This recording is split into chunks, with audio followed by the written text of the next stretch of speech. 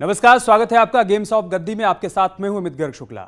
2022 का सियासी संग्राम जीतने का सपना हर कोई देख रहा है और इस सपने को साकार करने की कसरत भी अब तेज हो चुकी है। आज आपको बताएंगे अखिलेश यादव का इलेक्शन प्लान क्या है, साथ ही दिखाएंगे कि सत्ता के लिए बीजेपी की सांसद वाली नीति का कितना असर होगा और साथ ही मेडिकल स्टडी में ओबीसी आरक्षण को लेकर छिड़ी तकरार भी आज आपको दिखाएंगे। शुरुआत करते हैं पहली रिपोर्ट के साथ। अखिलेश यादव ने मिशन 2022 के लिए प्लान तैयार कर लिया है। क्रांति रथ के बाद समाजवादी पार्टी अब ब्राह्मण सम्मेलन के सहारे सामाजिक समीकरण साधने की तैयारी कर रही है। अगस्त में बलिया से समाजवादी पार्टी इस सम्मेलन की शुरुआत करेगी। इस पर अब सियासी संग्राम भी तेज हो गया है।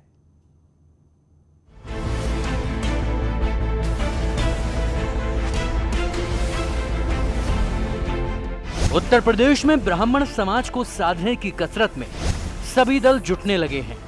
इसके लिए सम्मेलन का सहारा लिया जा रहा है।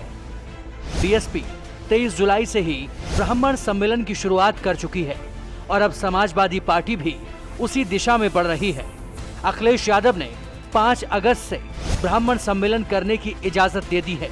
हालांकि समाजवादी पार्टी 22 अगस्त से सम्मेलन करने वाली थी, लेकिन तेजी से बदल रहे सियासी हालात के बाद ज्ञानेश्वर मिश्र की जयंती को ब्राह्मण सम्मेलन के आगाज के लिए चुना गया है। समाजवादी पार्टी के इस फैसले पर अब सवाल भी उठने लगे हैं, लेकिन पार्टी नेता ब्राह्मणों के साथ अपने पुराने लगाव का हवाला देकर विरोधियों पर हमलावर हैं। समाजवादी पार्टी सभी वर्ग, जात और धर्म के लोगों को उसने सामान्य रूप से सम्मान देने का, अधिकार देने का काम किया है। आज कुछ लोग अपने स्वार्थ के लिए, केवल वोट के लिए ब्राह्मण की बात कर रहे हैं, लेकिन आप देखें छोटे लोहिया, ज्ञानेश्वर मिश्र, ब्रजभूषण तिवारी, कामेश्वर उपाध्याय, माता प्रसाद पांडे जी और मैं स्वयं दोनों सरकारों में कैबिनेट मंत्री रहा हूं और समाजवादी पार्टी ने हरदम राजनीतिक भागीदारी, सामाजिक भागीदारी, आर्थिक भागीदारी उसने सभी समाज को दिया, उसमें ब्राह्मण समाज को उसने लगातार दिया है। समाजवादी पार्टी ने ब्राह्मण सम्मेलन को प्रबुद्ध सम्मेलन का नाम दिया है। बलिया में होने वाले सम्मेलन में अखिलेश यादव के शामिल होने की उम्मीद कम है, लेकिन पार्टी के तमाम ब्राह्मण नेता एक मंच पर नजर आएंगे और 2022 के लिए वोट बैंक मजबूत करने की कोशिश करेंगे। हालांकि एसपी नेता पहले से ही ब्राह्मणों को साधने की कसरत शुरू करने का दावा कर रहे हैं। इसके लिए 2012 से 2017 तक अखिलेश की सरकार में उठाए गए कदमों का हवाला भी पार्टी दे रही है। ब्राह्मण सदैव विकास को उसने महत्व दिया है। जो काम आदरणीय अखिलेश यादव जी ने 2012 से 17 तक की सरकार में किया है, आज वो उत्तर प्रदेश में लोगों के लिए मील का पत्थर है। आज प्रदेश के चाहे वो ब्राह्मण समाज के लोग हों या अन्य जाति वर्ग धर्म के हमारे साथी हों, वो उनका स्पष्ट रूप से मानना है कि जो काम समाजवादी पार्टी की सरकार में अखिलेश यादव जी ने किया सभी वर्गों के लिए, वो काम न भूतो न भविष्य कोई नहीं कर सकता। अगर उसको कोई करेगा तो अखिलेश यादव करेंगे। ब्राह्मण समाज के सहारे सियासी बिसात बिछाने की हर मुमकिन कोशिश की जा रही है। समाजवादी पार्टी अब आक्रामक होकर ब्राह्मण उत्पीड़न का मुद्दा उठाने की भी तैयारी में है। हालांकि बीएसपी पहले से ही इस मुद्दे के सहारे अपनी पकड़ मजबूत करने में जुटी है। जो ब्राह्मण समाज है, जितना उत्पीड़ित है समय, जितना दुखी है, चाहे खुशी दुबे का मामला हो चाहे अन्य मामले हो, इस समय बहुत ही परेशान है अंदर। तो उसको वो साथ में इकट्ठा होकर के हमारे साथ में आ रहा है और ये बिल्कुल मन बना लिया है ब्राह्मण समाज के लोगों ने, जिसकी अब की बार इनकी सरकार को उखाड़ के फेंकेगा और बहुजन समाज पार्टी की सरकार जिस तरह 2007 में बनवाने का काम किया था वो न बने। बीएसपी हर जिले में ब्राह्मण सम्मेलन करने का प्लान पहले ही बना चुकी है, मगर अब समाजवादी पार्टी भी अपनी रणनीति के साथ मैदान में है, लिहाजा उनके विरोधी दल सवाल उठा रहे हैं।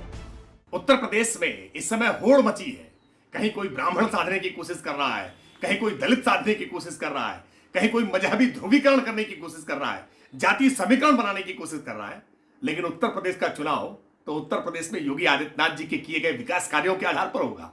उत्तर प्रदेश की जनता विकास के मुद्दे पर वोट करेगी। की बात करे, कोई हिंदुओं की बात करे, कोई मुसलमानों की बात करे, ये उन क्षेत्रीय और राजनीतिक दलों की कहीं ना कहीं अकर्मण्यता दिखलाता है। कांग्रेस पार्टी हमेशा हिंदुस्तान में, संविधान में, हिंदुस्तानियत में भरोसा रखती है। जनता के सरोकारों पर भरोसा रखती है। कांग्रेस पार्टी श्रीमती प्रियंका गांधी जी के नेतृत्व में, श्री अजय कुमार लल्लू जी के नेतृत्व में जनता से जुड़े हुए मुद्दों पर चुनाव लड़ेगी। विरोधी दल भले ही विकास की बात कर रहे हों, लेकिन समाजवादी पार्टी ब्राह्मण समाज के सरोकारों को लेकर अपनी सरकार में किए गए काम गिनाकर फ्रंट फुट पर आने की कोशिश में है। कि आज जो लोग राजनीतिक रैलियां कर रहे हैं, जब ब्राह्मण संकट में था तो कौन खड़ा हुआ? जब आराध्य हमारे भगवान विष्णु के छठवें अवतार परशुराम जी की जयंती का सवाल आया तो समाजवादी पार्टी ने घोषित करने का काम किया। जब स्वतंत्रता संग्राम के 1857 के नायक मंगल पांडे की मूर्ति की स्थापना का सवाल आया तो समाजवादी पार्टी ने स्थापना करने का काम किया। जब 22,000 संस्कृत के शिक्षकों का सवाल आया तो उन विद्यालयों को अनुदानित करने का काम समाजवादी पार्टी ने किया। सवर्ण यात्रा को समाजवादी पार्टी ने शुरू किया। सम्मेलन वाली सियासत के सहारे सत्ता तक पहुंचने का सपना हर कोई देख रहा है, मगर इसमें कामयाबी किसे मिलेगी अभी कुछ कहा नहीं जा सकता। मगर इतना तय है कि आने वाले दिनों में सामाजिक संतुलन बनाए रखने के लिए नए नए सियासी दांवपेच जरूर देखने को मिलेंगे। Bureau report, news 18।